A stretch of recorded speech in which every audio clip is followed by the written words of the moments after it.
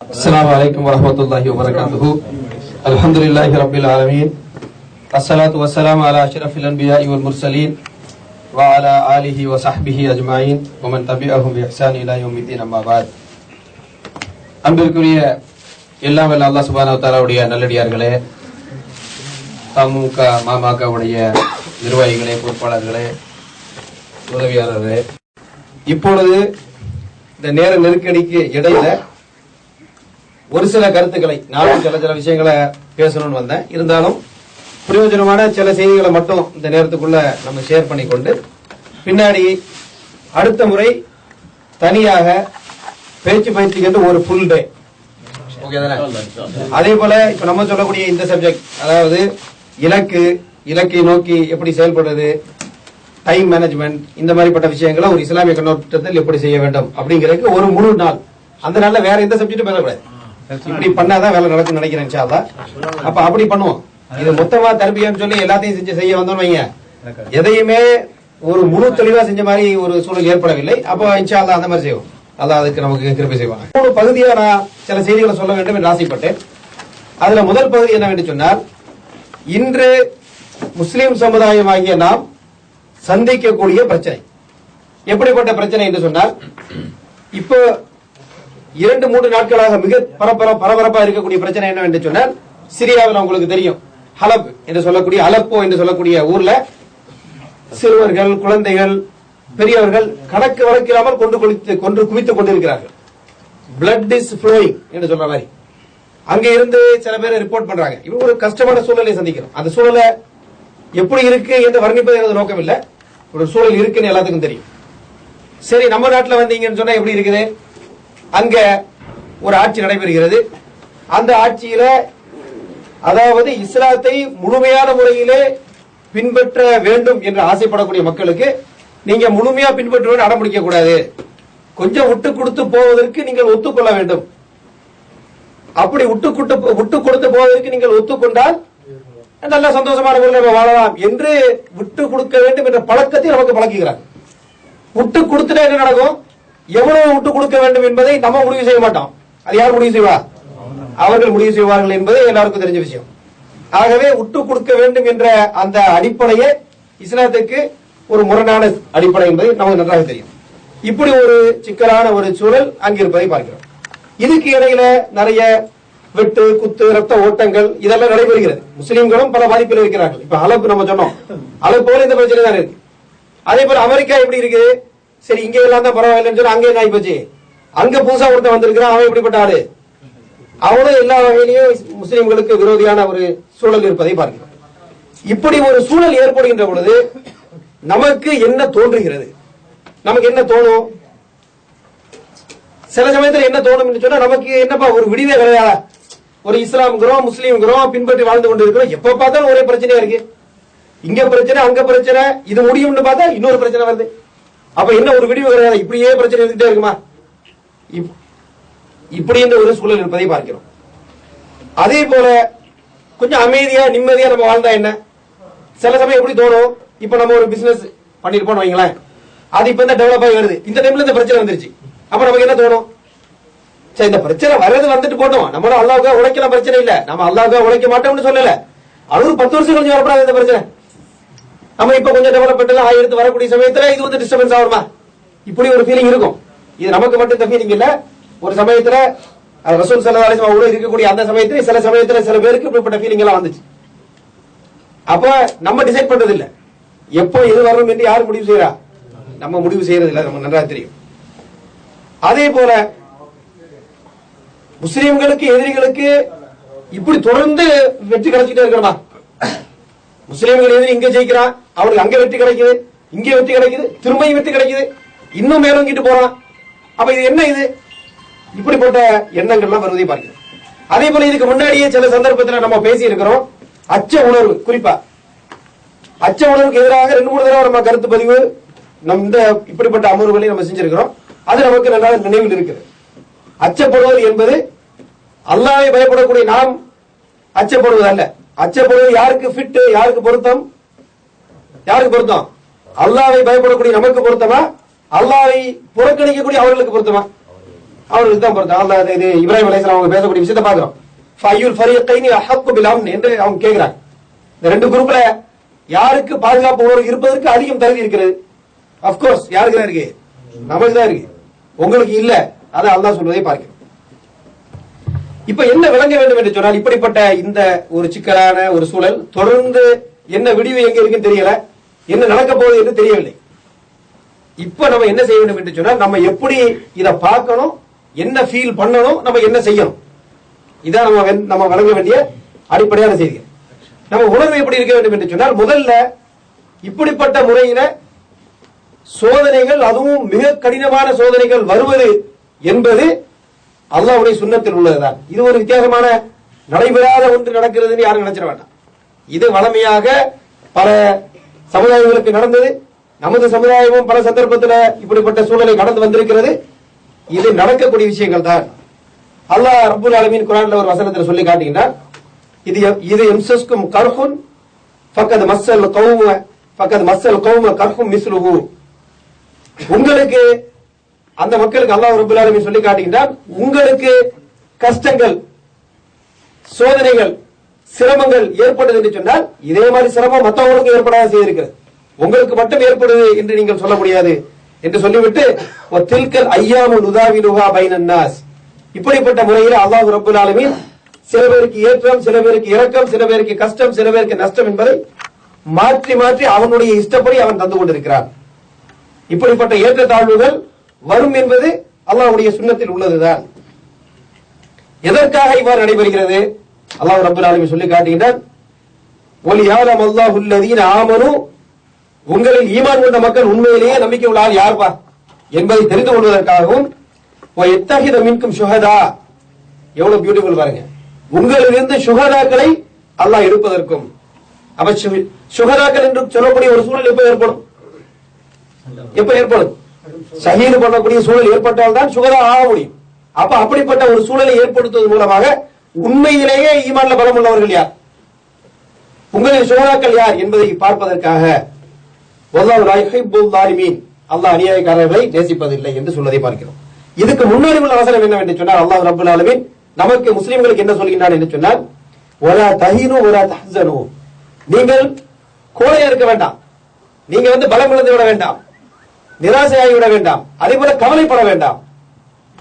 வஅன்துமுல் ஆலவுன இன் குன்தும் முஃமினீன், நீங்க மூமின்களா இருந்தா நீங்க தான் டாப் என்று யார் சொல்றார்? அல்லாஹ் ரப்பல் ஆலமீன் சொல்லக்கூடிய செய்தியை பார்க்கிறோம். இந்த ஒரு அடிப்படை கோணத்தை நம்ம என்ன செய்யக்கூடாது, மனசிலிருந்து எப்பவுமே தவற விட்டு விடக்கூடாது. அல்லாஹ் ரப்பல் ஆலமீன் ஒரு இடத்துல சொல்லி காட்டுகின்றான், இது எல்லாருக்கும் தெரிஞ்ச பரிச்சயமான ஒரு வசனம், குத்திப அலைக்குமுல் கித்தாலு வஹுவ குர்ஹுல் லக்கும். அல்லாஹ் சொல்லி காட்டுறான், அவர்களுக்கு அல்லாஹ்வுடைய பாதையிலே போரிடுவது கடமையாக்கப்பட்டது. அது அவர்கள் எப்படி இருந்துச்சு, அவர்களுக்கு அது வெறுப்புடையதாக இருந்த போதிலும் அதை வெறுத்தாங்க. ஏன் வெறுக்கிறாங்க? இப்ப நம்ம எதை பாக்குறோம், நம்ம ஊர்ல எப்படி இருந்தா நல்லா இருக்கு நினைக்கிறோம். இப்ப நம்ம எப்படி நினைக்கிறோம், ஒரு மோடி ஆட்சி இல்லாம, ஒரு சுமாரா ஒரு காங்கிரஸ் ஆட்சி நடந்து, அவன் உருப்படியா ஒரு வேலையை செய்யாம, நம்மளையும் டிஸ்டர்ப் பண்ணாம, இப்படி ஒரு அறகுறையா அப்படியே பேலன்ஸ் பண்ணி போயிட்டா நல்லா இருந்திருக்குமே, இதான் நம்மளுடைய ஆசை. நம்ம அப்படியே ஆசைப்படுறோம். நம்ம என்னென்ன ஒரு இஸ்லாமிய ஆட்சி வரணும் ஆசைப்படுறோம், அந்த அளவுக்கு யோசிக்கல, மைண்ட்ல இருக்குது அப்படி எண்ணம். ஆனா நம்ம என்ன யோசிக்கிறோம், அப்படி சுமாரா ஒரு காங்கிரஸ் ஆட்சி பண்ணிட்டு போயிட மாட்டாங்களா, எதுக்குப்பா இப்படி ஒரு மோசமான மக்கள் ஆட்சி பண்ணணும், அப்படி ஒரு சின்ன பேலன்ஸ் பண்ணி அப்படி போயிட்டா பரவாயில்ல என்ற எண்ணம் தான் இருக்கிறது. இல்லாமல் எது வந்தாலும் பரவாயில்லை, அதை நம்ம துணிவோடு அல்லாஹ்வுடைய பாதையில எதிர்கொள்வோம் அப்படின்ற ஒரு துணிச்சல் வருதா? துணிச்சல் வராது. அந்த துணிச்சல் வர வேண்டும் என்றால் என்ன செய்வோம், அல்லாஹ் அதுக்குள்ள சூழலை ஏற்படுத்துவான் என்பதை புரிந்து கொள்ள வேண்டும். அல்லாஹ் சொல்லி காட்டுகின்றான், வாசா தக்ரஹு ஷைஅன் வஹுவ கைருல் லக்கும், நீங்கள் சில விஷயங்களை வெறுக்கலாம், ஆனால் அது எப்படிப்பட்டதா இருக்கலாம், அது உங்களுக்கு நல்லதா இருக்கலாம், அது நல்லதாக இருக்கும். வாசா துஹிப்பு ஷைஅன் வஹுவ ஷர்ருல் லக்கும், சில விஷயத்தை நம்ம ஆசைப்படலாம், எப்படி ஒரு காங்கிரஸ் ஆட்சி மாதிரி அப்படி சுமாரா இருந்த பரவாயில்லைன்னு நினைக்கலாம், ஆனா அது உண்மையிலே என்ன இல்ல, நமக்கு நல்லதா இல்லை, அது நம்மளை பலகீனப்படுத்த அல்லது நமது மார்க்கத்திலேயே ஒரு தீவிரமான முறையில் பின்பற்றக்கூடிய சூழல் உருவாக்காம அப்படியே ஒரு எல்லாம் முஷக்கர போற மாதிரி ஒரு சூழலை ஏற்படுத்தி விடலாம். அல்லாஹ் சொல்ற அது உனக்கு ஃபிட் கிடையாது. அப்ப அல்லாஹ் என்ன செய்யறான், எது உங்களுக்கு நல்லது என்பது நீங்கள் வெறுக்கக்கூடியதாக இருக்கலாம். ஆனா நல்லது இல்லை என்று யாருக்கு தெரியுது? அல்லாஹ் சொல்லி காட்டுகின்றான், வல்லாஹ் யஅலமு வ அன்தும் லா தஅலமூன். இது அல்லாஹ் அறிஞ்சவனா இருக்கிறா, யாருக்கு தெரியாது? உங்களுக்கு தெரியாது. ஆனா ஒரு விஷயத்தை நம்ம இதிலிருந்து புரிந்து கொள்ள முடியும். என்னவென்று சொன்னால், அல்லாஹ் பல சோதனையான சூழல்களை ஏற்படுத்துகிறான். அதுல நிறைய கயிறுகளை வைத்திருக்கக்கூடிய சாத்தியம் இருக்கிறது. உதாரணமாக உஹது யுத்தத்தினுடைய சம்பவம் திருக்குறள்ல பல மாதிரி சொல்லப்படுகிறது, அதனுடைய சூழல்கள். ஆனா அதனுடைய விளைவு என்ன? பல நன்மையான காரியங்களை, பல நன்மையான சூழல்களை அல்லாஹ் ரப்பல் ஆலமீன் என்ன செய்யறான்? அந்த யுத்தத்தில் ஏற்பட்ட கஷ்டங்கள், நஷ்டம், சோதனை மூலமாக வெளிப்படுத்துவதை பார்க்கிறோம்.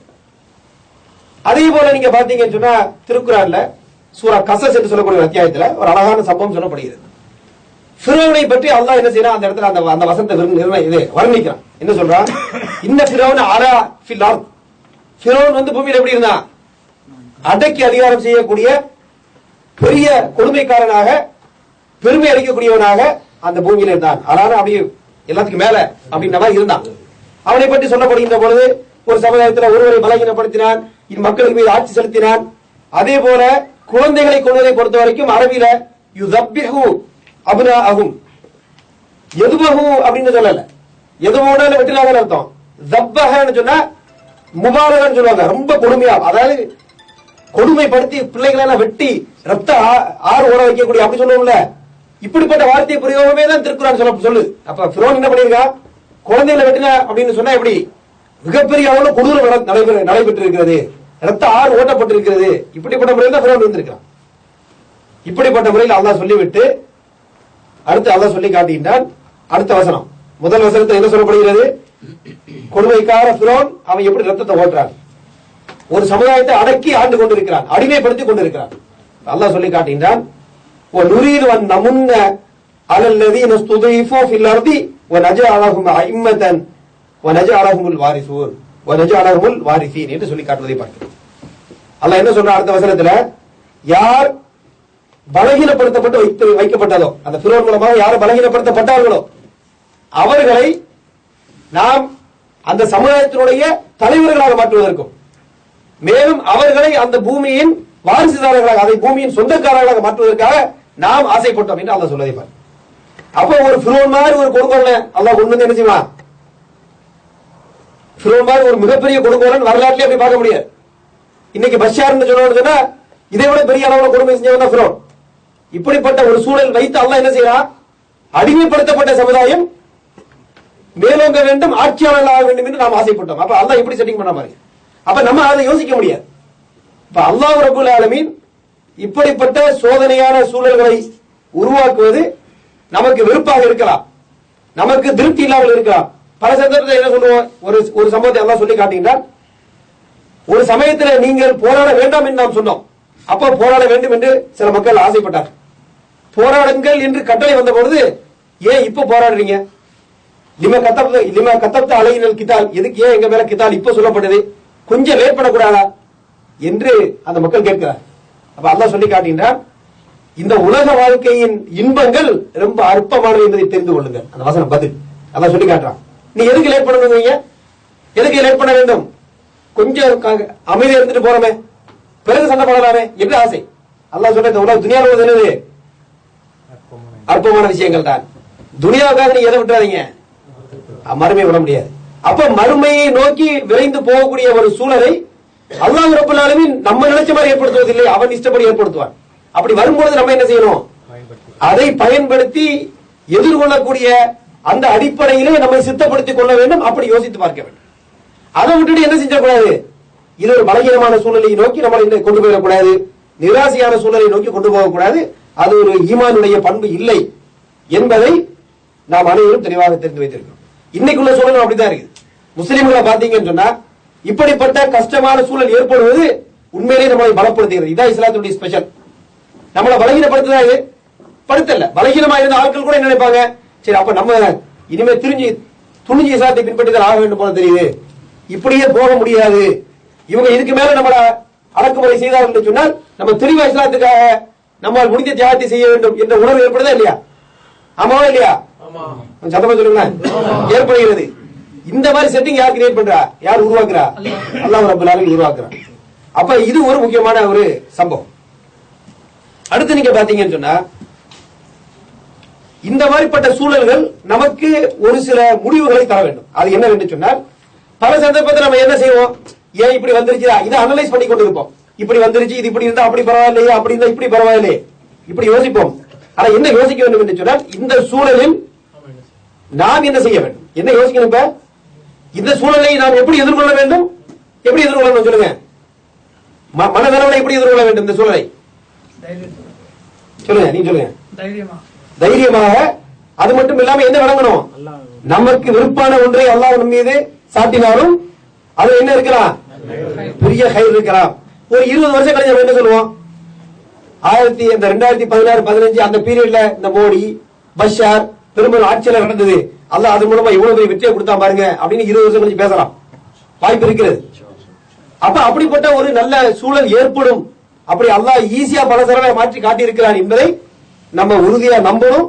நம்ம என்ன செய்ய வேண்டும் என்று சொன்னால், இப்போ நான் இந்த வகையில இது தொடர்பாக இப்படிப்பட்ட வெற்றியை நோக்கி செயல்படுவதில் என்னுடைய பங்களிப்பு என்ன இருக்க வேண்டும். பங்களிப்புனா எப்படி, என்னுடைய எனது சமுதாயத்தின் பங்களிப்பு அல்ல. எனது சமுதாயத்தின் பங்களிப்புனா என்னது, ஒவ்வொரு தனி மனிதனுடைய பங்களிப்பு சேர்த்துதான் என்ன வருது, சமுதாய பங்களிப்பா வருது. நம்ம சமுதாய மக்கள், நம்ம தலைவர்கள் இப்படி செய்ய வேண்டும் அப்படின்னு யார் வேணா சொல்லலாம். ஆனா எதை சொல்றது கஷ்டம், நான் என்ன செய்ய வேண்டும் என்று சொல்றது கஷ்டம். அப்ப நம்ம என்ன செய்யணும், இதுல நான் என்ன செய்ய வேண்டும், எனது பங்களிப்பு எவ்வாறு இருக்க வேண்டும் என்பதை கொஞ்சம் தீவிரமாக யோசிக்க வேண்டும். அடுத்து நமது வாழ்க்கை இருக்கிறது என்று சொன்னால், முஸ்லிம்களுடைய வாழ்க்கை, இந்த வாழ்க்கையின் அந்த போக்கிலே நமக்கு என்று சில இலக்குகள் இருக்க வேண்டும், அதை நோக்கி நமது வாழ்க்கையை நடைபோட வேண்டும். இப்ப இந்த விஷயத்தை பேசுகின்ற பொழுது சில பேர் நினைக்கலாம், நம்ம பாட்டுக்கு நம்ம தொழில் துறையில் இருக்கிறோம், நமது தொழிலை செய்கிறோம், வேலையை செய்கிறோம், ஓரளவுக்கு நேர்மையா நடக்கிறோம், 5 வகுத்து தொழுகிறோம், இபாதத்துகளை செய்கிறோம், இப்படியே இருந்தால் பரவாயில்லையே, இப்படி இருந்தா போதாதா அப்படின்னு ஒரு கேள்வி இருக்குல்ல. இப்படி பிரச்சனை இல்ல, யாருக்கும் எந்த பிரச்சனையும் இல்ல, அப்படி இருக்க விட மாட்டேங்கிறாங்க. இப்ப ஏன்னு சொன்னா, நம்ம பிரச்சனை இல்லாம இருக்கும்னு நினைச்சதுனால அல்லாஹ் பிரச்சனை நம்ம வீட்டுக்கு கொண்டு வந்து விட்டுட்டான். புரியுதா அவனுக்கு, நம்ம யாருக்கும் பிரச்சனை பண்ணாம நம்ம வேலையை பார்த்துட்டு போவோம் என்று நினைத்ததுனால அல்லாஹ் என்ன செய்யறான், நீ பிரச்சனை உன்னை தேர்வு பார்ப்பா, இப்ப நீ என்ன செய்யற, அப்ப முதலே நம்ம இப்படி நடந்திருக்க கூடாது. ஆனா இப்படி இருப்பது ஓகேயா, எப்படி இருப்பது, அடிப்படையான இபாதத்துகள், குறைந்தபட்ச, அதாவது என்ன சொல்லுவோம், குறைந்தபட்ச தேவைகள் என்ன இருக்கிறோம் ஒரு முஸ்லீம் சொல்வதற்கு, அந்த அளவுக்கு நடந்து கொண்டு யாருக்கும் பிரச்சனை பண்ணாம இருந்தா என்ன பிரச்சனை, இப்படி இருப்பது பொருத்தமா என்று சொன்னால், இப்படி இருப்பது பொருத்தமற்றது, பொருத்தமில்லை. ஆனா இதுல நமக்கு சில ஹதீசுகள் தெரியும், குறைந்தபட்ச இபாதத்தை செய்தவன் சொர்க்கத்துக்கு போவான் என்று சொல்லக்கூடிய, அந்த ஃபர்தான இபாதத்துகளை செய்தவன் போவான் என்று சொல்லக்கூடிய ஹதீசுகளை எல்லாம் பார்த்தோம். ஆனா நம்ம எப்படி இலக்கு வைக்க வேண்டும் என்று சொன்னால், ஏதோ மினிமம் செஞ்சுட்டு தவிச்சு போலாம் அப்படின்னு பாக்குறது. ஏன் அப்படி செய்ய முடியாது அப்படின்னு பாத்தீங்கன்னு சொன்னா, அல்லாஹ் ரப்பல் ஆலமீன் இந்த உலகத்துல உலக ரீதியான விஷயங்களுக்காக நேரத்தை செலவழித்து பொருளை ஈட்டி வாழ்க்கையை வாழ வேண்டும் என்று ஒரு தேவையை நமக்கு வைத்திருக்கிறான். ஆமா இல்லையா? அதே போல மறுமைக்காக முயற்சி செய்து மறுமையை நோக்கி நடைபெற வேண்டும் என்று ஒரு முக்கியமான வாழ்க்கையின் அடிப்படை நோக்கத்தை வைத்திருக்கிறான். இதுல இந்த உலகத்திலே நமக்கு தேவையான பொருளை ஈட்டுவது என்று சொல்லக்கூடிய விஷயம் இருக்குல்ல, இதை பொறுத்த வரைக்கும் அல்லாஹ் உங்களுக்கு என்று எது உங்களுக்கு நிர்ணயிக்கப்பட்ட பொருளோ அதை என்ன செஞ்சிருக்கிறான், அதை அல்லாஹ் நிர்ணயித்து விட்டான். ரிஸ்க் என்பது எப்படிப்பட்டது, நிர்ணயிக்கப்பட்டது. அதனால நம்ம வாழ்க்கையை ஃபுல்லா ரிஸ்க்குக்காக தொலைப்பேன் என்று சொல்ல முடியுமா என்றால் அப்படி சொல்ல முடியாது. ஆனால் மறுமையில வெற்றி அடைய வேண்டும் என்பது நம்ம நினைச்சிருக்கிறோம், அது கன்ஃபார்ம். எது மறுமையில சொர்க்கம் நம்ம கன்ஃபார்ம் அப்படின்னு நம்ம நினைக்கிறோம். ஆனா அதுதான் என்ன செய்ய வேண்டியது, முயற்சி செய்து தேடப்பட வேண்டியது என்பதை பார்க்கிறோம். பொதுவாக நீங்க பாத்தீங்கன்னு சொன்னா, திருக்குறான்ல சூரா ஹதீத் என்று சொல்லக்கூடிய வசனத்தில் அல்லாஹ் உலக வாழ்க்கையை மொத்தமா சொல்லி காட்டுறான்.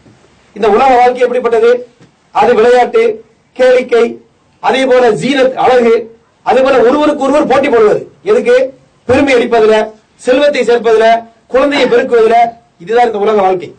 இந்த உலக வாழ்க்கை இப்படி மனசை மயக்கிக் கொண்டிருக்கிறது என்று சொல்லிட்டு அடுத்து அல்லாஹ் என்ன சொல்றா, இந்த உலக வாழ்க்கையின் மயக்கம் இப்படி இருக்கு, போட்டி போடுறீங்க உலக வாழ்க்கையில. அல்லாஹ் என்ன சொல்றா, நீங்க உலக வாழ்க்கையில போட்டி போடாதீங்க. எதுல போட்டி போட வேண்டுமா, சாபியக்கூ இலா மக்ஃபிரத்தின் மின் ரப்பிக்கும். அல்லாஹ் சொல்ற, நீங்க போட்டி எதுக்கு போடணும், மறுமையில சொர்க்கத்தை நோக்கி போறதுக்கு போட்டி போடுங்க. உலக வாழ்க்கை விஷயத்தை என்ன செய்யுங்க, தேடி பெற்றுக் கொள்ளுங்கள். அல்லாஹ் இந்த சூரா ஜும்மால சொல்லி காட்டுகிறார். ஃபைதா குதியத்தி ஸலாத்து ஃபன்தஷிரு ஃபில் அர்தி வப்தகு மின் ஃபضலில்லாஹ். நீங்க ஜும்மாவுடைய வசனத்தை எல்லாம் எல்லாம் சொல்லி காட்டுகின்றான். தொழுகை முடிந்த பிறகு பூமியிலே பரவி சென்று அல்லாஹ்வுடைய ஃபضலை தேடுங்கள், போட்டி போடுங்கள்ங்கிற கோணம் அங்கு சொல்லப்படவில்லை. ஆனா மறுமையை பொறுத்தவரைக்கும் அல்லாஹ் என்ன சொல்றான்? சாபிகு இலா மக்ஃபிரா சாரிஉ இலா மக்ஃபிரா ஃபல்யத்தனாஃபஸில் முத்தனாஃபிஸூன். போட்டி போடுங்கள், போட்டி போடுங்கள், போட்டி போடுங்கள் என்று சொல்லக்கூடிய கருத்து மறுமையை நோக்கி, அல்லாஹ்வுடைய ஜன்னத்தை நோக்கி, வெற்றியை நோக்கி என்று வருகின்ற பொழுது நீங்கள் ஒருவருக்கு ஒருவர் போட்டி போட்டுக்கொண்டு முன்னேற வேண்டும் என்ற கருத்து இருப்பதை பாருங்கள். அப்ப தீவிரமான முயற்சி எங்க இருக்கணும்? அங்க இருக்கணும். இங்க என்ன இருக்கணும்? தேவையான முயற்சி. அங்க தீவிரமான முயற்சி. இங்க அளவுக்கு மேல முயற்சி பண்ண வேண்டிய அவசியம் இல்லை. எந்த விஷயத்துக்கு? எந்த விஷயத்துக்கு? துனியா விஷயத்துக்கு அளவுக்கு மீறி, வரம்பு மீறி முயற்சி பண்ண வேண்டிய அவசியம் இல்லை. ஒரு மிதமான அளவுக்கு முயற்சி செய்தால் போதுமானது. ஆனா எங்க வரம்பு மீறி முடிஞ்ச அளவுக்கு போட்டி போட்டு முயற்சி செய்ய வேண்டும் என்று சொன்னால் மறுமையை நோக்கி செல்ல வேண்டிய விஷயம். இப்ப எப்படிப்பட்ட முறையிலே நமது இலக்குகளை வைத்துக் கொள்ள வேண்டும் என்பதை பார்ப்பதற்கு முன்பாக, நேற்று கிட்டத்தட்ட இதே நேரத்தில் நான் பெங்களூர்ல இருந்தேன். நேற்று இன்னைக்கு காலையில தான் வந்து இறங்கினேன். அப்ப யதார்த்தமாக அங்க ஒரு ஐயங்கார் ஒருத்தர சந்திக்கக்கூடிய சூழல் ஏற்பட்டது. சேஷாதிரி அப்படின்னு பேர். அவர் யாருன்னு சொன்னா, பேசி பேசி வரும்போது நமக்கு அறிமுகப்படுத்தினார்கள். இந்திய நாட்டிலே கார்பரேட் ட்ரைனர்ஸ் சொல்லுவாங்கல்ல, பெரிய பெரிய கம்பெனிகளுக்கு பயிற்சி தரக்கூடிய கார்பரேட் ட்ரைனர்ஸ் இந்திய நாட்டினுடைய one of the leading trainer என்று சொல்கிறார். அது இது பெரிய பெரிய கம்பெனிகளுக்கு நூற்றுக்கணக்கான ஆயிரக்கணக்கான மக்களுக்கு அவர் பயிற்சி கொடுத்திருக்கார். அப்ப நம்ம உட்கார்ந்து பேசும் பொழுது, நீங்க எப்படிப்பட்ட முறையிலே பயிற்சி தருகிறீர்கள், என்னென்ன விஷயத்திலே பயிற்சி தருகிறீர்கள் அப்படின்னு சில விஷயத்தை பேசணும். அவர் சொன்ன விஷயங்கள் எல்லாம் ஆச்சரியமாக இருக்கிறது.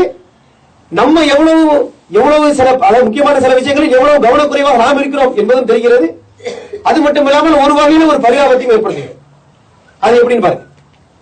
அவரிடம் கேட்கப்பட்டது, நீங்கள் எந்த விஷயத்தில் இந்த பயிற்சியினுடைய அடிப்படை நோக்கம் என்ன, எந்த அடிப்படையில் செயல்படுகிறது என்று சொன்னார்.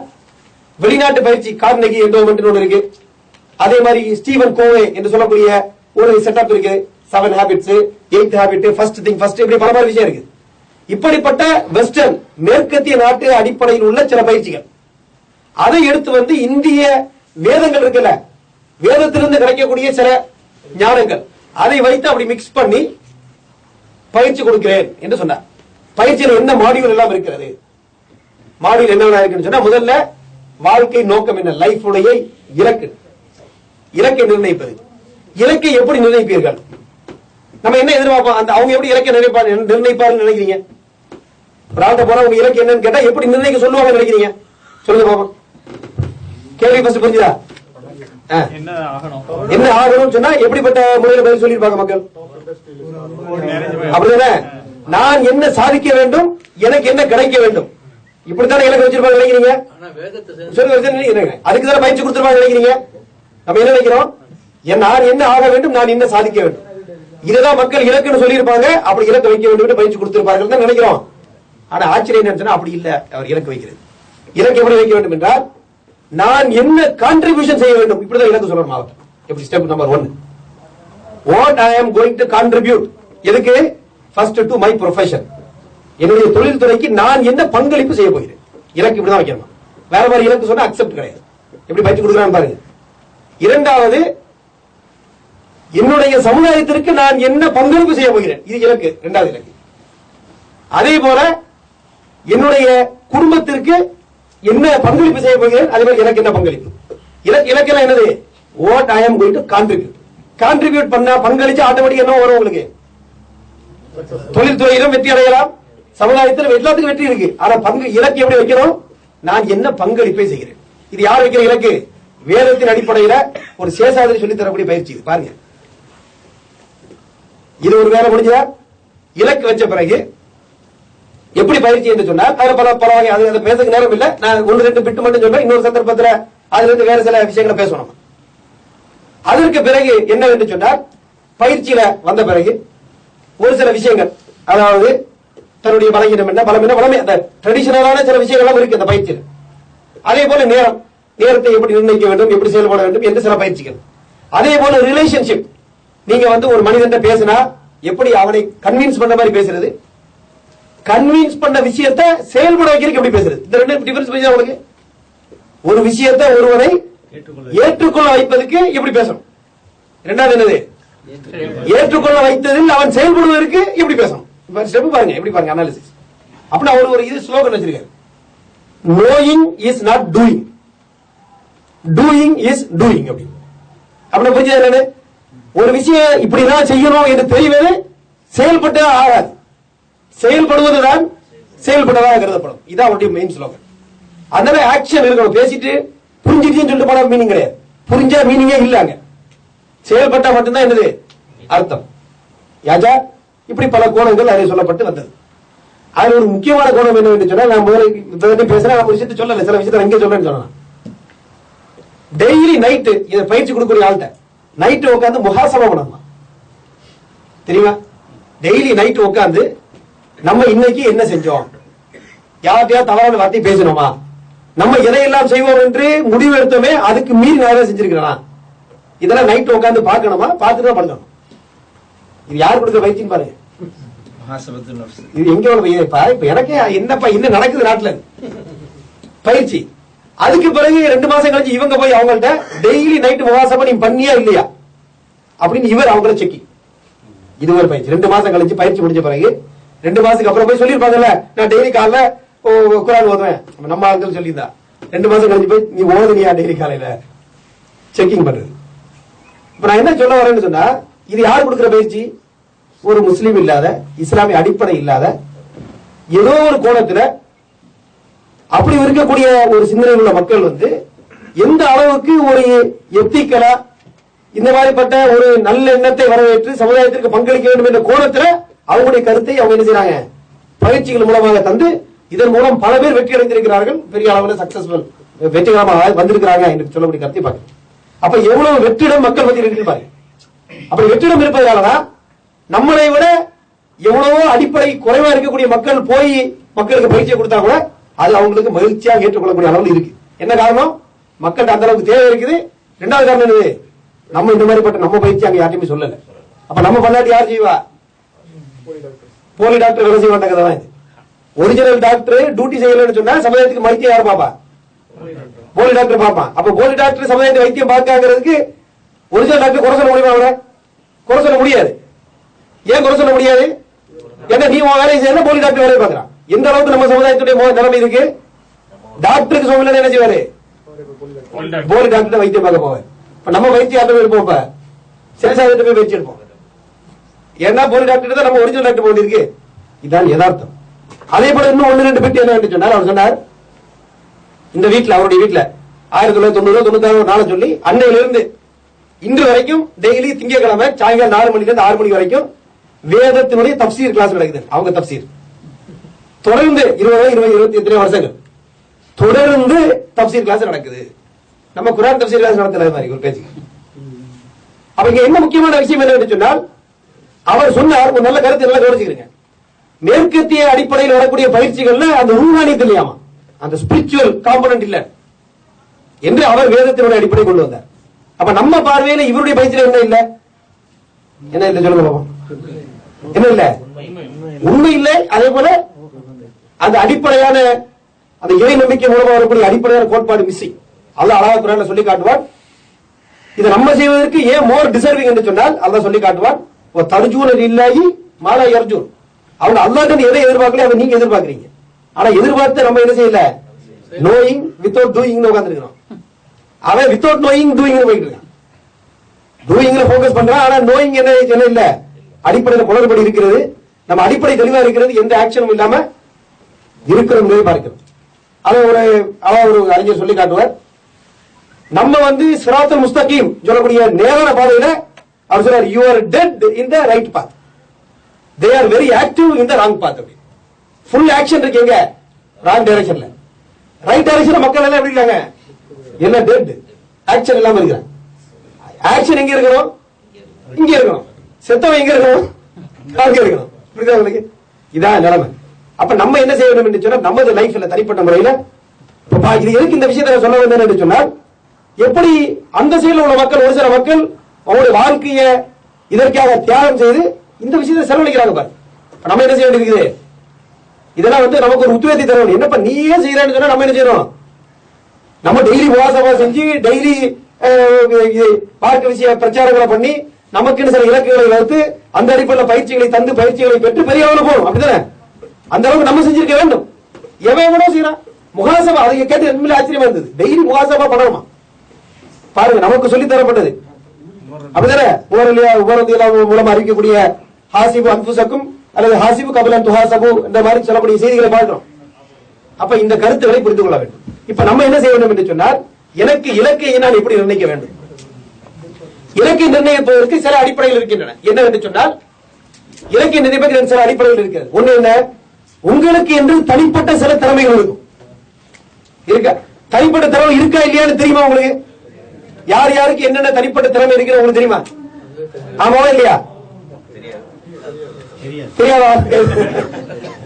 அப்ப முதல் ஸ்டெப் என்ன தெரியுமா? உங்களுக்கு என்று என்ன தனிப்பட்ட திறமை இருக்கிறது என்பதை நீங்கள் தெரிந்து கொள்ள வேண்டும். இது ஸ்டெப் நம்பர் 1. அதை தெரிந்து கொள்ள என்ன செய்ய மாட்டோம்? அதை பயன்படுத்தி நமக்கு சில பேஷன் இருக்கணும், நமக்கு சில திறமைகள் என்ன இருக்குன்னு தெரிந்து கொள்ள வேண்டும். அப்படி தெரிந்து கொண்டால் அதை வைத்து என்ன செய்யலாம்? அல்லாஹ்வுடைய பாதையிலே நாம் செயல்படுவதற்கு நல்லா இருக்கு. உதாரணமா ஒரு செல்வந்தரா இருக்காங்க, நல்ல பணம் இருக்குது. இவன் செய்யக்கூடிய முக்கியமான இபாதத்தை எது நினைக்கிறீங்க? டெய்லி 5 வக்து போய் தொழுகிறதா, தஹஜ்ஜுத் தொழுகிறதா? எது முக்கியமான இபாதத்? அல்லாஹ்வுடைய பாதையில பொருளை வைத்து என்ன செய்ய வேண்டும்? மிகப்பெரிய பங்களிப்பை செய்ய வேண்டும். அது அவனுடைய ஒரு முக்கியமான ஒரு அம்சம். இதே போல ஒரு இல்முள்ள ஆலிமா இருந்தா அவருடைய பங்களிப்பு என்னவா இருக்கணும்? இல்மை கற்றுக் கொடுப்பது முக்கியமான பங்களிப்பாக இருக்க வேண்டும். அப்ப இந்த கோணத்தில் நாம் பார்த்தோம் என்று சொன்னால், இப்ப நம்ம வைக்கிறோம் 5 வேளை எப்படி தொழுதுறோம், இவருடைய லைஃப் நோக்கம் அப்படி நோக்கம் வைக்கலாமா? 5 வேளை எப்படி தொழுதுறோம் இவருடைய வாழ்க்கை நோக்கம் என்று வைக்க முடியுமா? வைக்கலாமா வைக்க கூடாது சொல்லுங்க?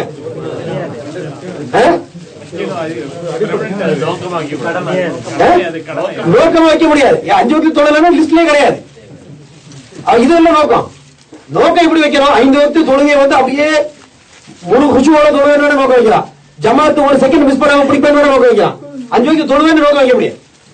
ஏன்னா அது மினிமம். நோக்கம் எப்படி இருக்கணும்? நமக்கு அல்லாஹ் எந்த அளவுக்கு தகுதியும் திறமையும் தந்தாலும் அதுக்கு சமனான முறையில் எப்படி இருக்கணும்? நம்ம இலக்கு வைக்க வேண்டும். இதை பத்தி நம்ம முன்னாடி பல இடத்துல பேசியிருக்கோம். நேரம் சொல்றதுனால அதை முடிச்சுக்கிறோம்.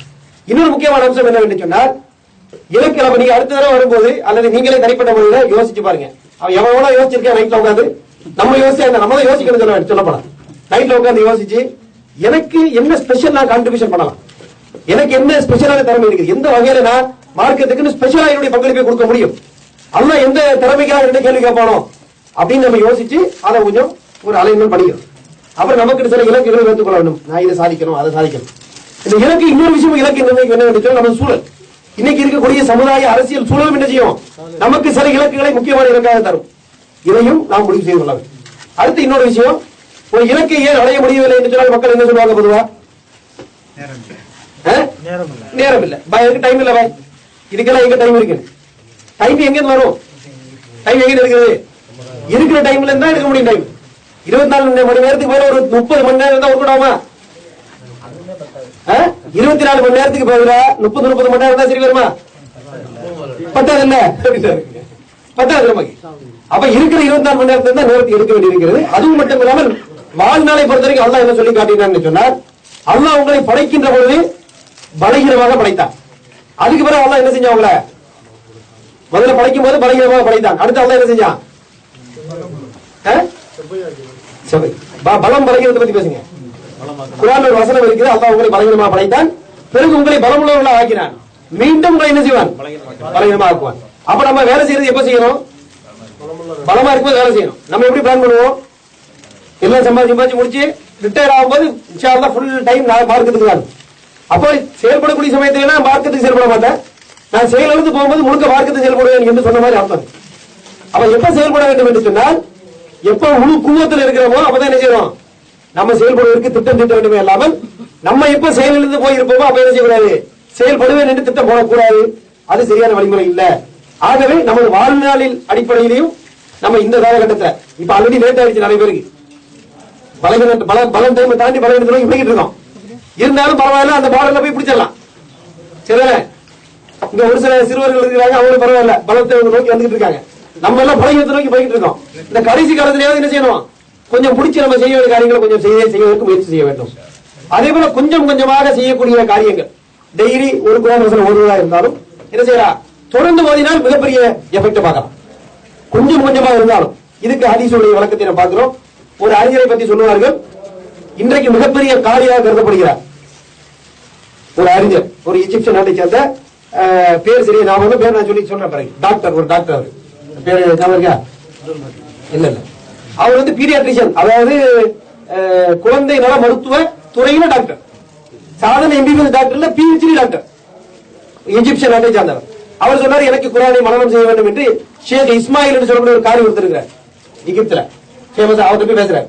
அவர் சொன்னார், ஒன்னும் பிரச்சனை இல்ல, ஒரே ஒரு கமிட்மெண்ட் என்னது, டெய்லி ஒரு வசனம் அல்லது 2 வசனம் மட்டும் ஓதணும், பக்காவா ஓதணும், கிராத்தோடு ஓத வேண்டும், அதுக்கு மேலே ஓதப்படாது, குறைச்சு ஓதக்கூடாது. இவர் சொல்றாரு, இல்ல இல்ல, எனக்கு நிறைய கெப்பாசிட்டி இருக்கு, அதையும் ஓதலாம், நான் தளரும், 2 மட்டும் நீ ஓது போதும். அப்படி ஓதி பயிற்சி பெற்றவர் முழு குர்ஆனுடைய ஹாஃபிதாக மாறுவது மட்டும் இல்லாம இன்னைக்கு உலகத்துடைய முதல் டாப் 10 காரியம் இருக்கிறார். டாக்டர் ஏதோ ஒரு பேர், நான் இன்ஷா அல்லாஹ் ஞாபகப்படுத்துறேன், நெட்லயும் பார்க்கலாம் நீங்க. அப்ப எப்படி சாத்தியம்? அவர் மெடிக்கல் பிராக்டிஸ் டாக்டர். இப்போ எதுக்கு டாக்டர்? குழந்தை நல மருத்துவ டாக்டர். எதுக்கு நம்ம இதை சொல்ல வருகிறோம் என்று சொன்னால், இப்ப நான் ஒரு சிஸ்டமேட்டிக்கா எல்லாத்தையும் பேசுறேன் உங்களுக்கு, ஒரு 4-5 பிட்டு சொல்லிருங்க. முதல்ல இது விஷயம் என்ன என்று சொன்னால், இன்றைய சூழல் நம்ம எதை நோக்கி உந்த வேண்டும் என்று சொன்னால், நாம் செயல்பட வேண்டும் என்று நமக்கு ஒரு எண்ணப்பாட்டை தர வேண்டும். இரண்டாவது, நாம் எதிலே அதிகமாக உன்னிப்பாக செயல்பட வேண்டும் என்று நாம் என்ன செய்யணும், ஒரு முடிவு பண்ணி சில திட்டங்களை வகுத்துக் கொள்ள வேண்டும். மூன்றாவது, அதற்கு நேரத்தை எப்படி எடுத்துக்கொள்வது என்பதற்கு 2 கோணம். ஒன்னு 24 hours எப்படி நேரத்தை எடுப்பது, இன்னொன்னு மொத்த லைஃப்ல எப்படி நேரத்தை எடுப்பது. 2 புரியுதா உங்களுக்கு? 24 மணி நேரத்தை டெய்லி காலைல ஓதுறேன்னு நேரத்தை எடுக்கலாம். நம்ம லைஃப்ல எப்படி நேரத்தை எடுக்கணும்? நான் கிழவனாகி அத்து முடிக்கிறதுக்கு முன்னாடி என்ன செய்யணும், கொஞ்சம் பலகீனமா கை கால் நடந்துட்டு இருக்கும்போது காரியத்தை செய்ய வேண்டும் என்று திட்டம் போட வேண்டும். அது இந்த அடிப்படையில சில டிப்ஸ் நம்ம சொல்லியிருக்கோம். இன்ஷா அல்லாஹ் தஆலா நம்ம தர்பியா பொறுப்புங்கிற அடிப்படையிலும் சரி, தலைவர்கள் நம்ம கேட்கக்கூடிய கேள்வி என்னவென்று சொன்னால், அடுத்து ஒரு சிட்டிங் லைஃபுடைய இலக்கு, அதுக்கு எப்படி திட்டம் போடுவது, இது சம்பந்தமான விஷயங்களை ரொம்ப டீடைலா பொறுமையா இன்டராக்ஷனோட பேசக்கூடிய ஒரு முழு நாள் நிகழ்ச்சி நடத்துவோம். அதே போல முழு நாள் நிகழ்ச்சியோ அல்லது அரை நாள் நிகழ்ச்சியோ, பட் அந்த சப்ஜெக்ட் மட்டும் தான் பேசணும். அதே மாதிரி பயிற்சி செப்பரேட் நாள், அன்னைக்கு வேற எந்த பயிற்சி பேசக்கூடாது. இந்த மாதிரி தனிப்பட்ட முறையில் செய்தாதான் முழு எஃபெக்டோட நம்ம பல விஷயங்களை சாம்பிள் போட்டு, வீடியோ போட்டு, சில கருத்துக்களை நம்ம சரியா எடுத்துக்கொள்ள முடியும். அந்த முயற்சி செய்வோம். அல்லாஹ் ரப்பல் ஆலமீன் ஒரு சரியான உறுதியான எண்ணப்பாடு, அல்லாஹ் எல்லாவற்றையும் வருந்தவராக இருக்கிறார். எவ்வளவு கஷ்டம் வந்தாலும் இன்ஷா அல்லாஹ் ஹைர் இருக்கும் என்பதை நாம் நம்ப வேண்டும். எனது பங்களிப்பு என்ன என்று எப்பொழுதும் அதை பார்க்க வேண்டும். அதே போல திட்டமிட்டு செயல்பட வேண்டும், நேரத்தை வகுத்துக் கொள்ள வேண்டும். அப்படிப்பட்ட முறையில் முழு பயனை பெறக்கூடிய நல்லடியார்களாக அல்லாஹ் என்னையும் உங்களையும் கபூல் செய்து கொள்வானாக. வாஹிரு தஅவானா அல்ஹம்துலில்லாஹி ரப்பில் ஆலமீன்.